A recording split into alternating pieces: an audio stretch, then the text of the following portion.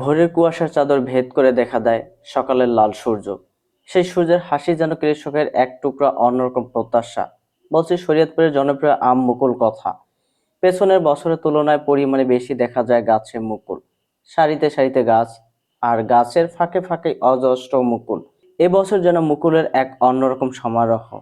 তার মাঝেই কৃষকের প্রশান্তি বাড়তে শুরু করেছে নতুন ভাবে। আম ব্যবসায়ীদের আশাও দিন দিন বৃদ্ধি পাচ্ছে।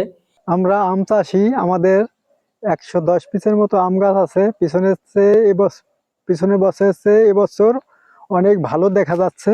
পিছনের বছরের তুলনায় এবছর আমের মুকুল বেশি বেশি দেখা যাচ্ছে এবং আমরা আশা রাখি পিছনের বছরের থেকে এবছর আমের ব্যবসা বেশি হবে। 104 শতাংশ জমি মৎস্য খামার আছে, চাইরো কিনার দিয়ে চতুর্পাশে আম বাগান করছি।